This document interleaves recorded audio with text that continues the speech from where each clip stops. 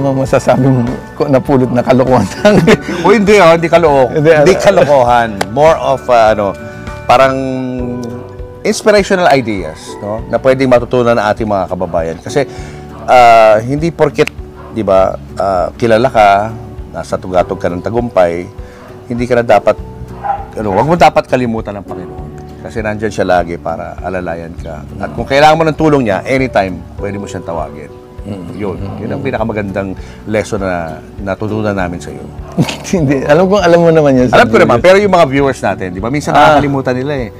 Parang pagdating sa Panginoon, nagiging first pag may problema. Pero pag walang problema, nagiging last. Kaya wala. Kailan daw ba magkakabalikan ang Ariel at Maverick? Yan ang $1 million question ng mga viewers natin. Kasi 8 taon siya nagkasakit eh. Nagpakita siya after 8 years, nagtago eh. Hindi mo alam na may nangyari sa kanya? Alam ko. Nagtago siya sa amin, nagte-text, ayaw niya magpakita talaga.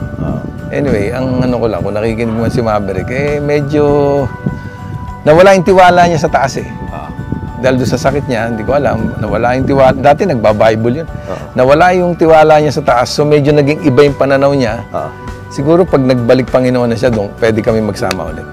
Yun lang ang condition mo? Oo, magbalik Panginoon siya. Kasi mahirap kausap ang wala sa Panginoon eh. Pwedeng makapagsalita ng hindi maganda eh. Nandito ngayon ako sa point na, okay, masarap magpatawa. Pero maganda sana kung magbablog, at the end of the day, may mapupulot sa'yo kahit papano. Hindi pwedeng puro patawa lang, etc. Maganda yung, nandun na ako sa ano na yun. Sa ano na yan, sa punto ng gano'n ng buhay mo. Kung hindi na masyadong priority yung yung mga ginagawa niyo. Maganda magpatawa, pero sana may mapulot sa'yo. Ganun ang tsaka para sa akin kasi, yung bastos, yung mga double meaning, yung bastos na yan, para sa akin, it is the last line of defense pagdating sa humor. Alam nyo, kahit batang kali, kaya yung kabastusan eh. Pero ang challenge, yung paano ka makapagpatawa ng walang ganun. Pero yun ang uso ngayon eh, sa mga YouTube, di ba? Puro ganun. Murahan, di ba? Slapstick, bastusan. Parang yun ang gusto ng tao eh. Hindi, tsaka nakasulat sa Biblia kasi yan eh. Darating ang time na ang tao, mamahalin niya ng todo yung sarili niya. Magiging proud siya. Nasa nakasulat eh. Totoo, nangyayari talaga. So pag binakita kang gano'n ng mga vlogs, hindi mo na pinapanood?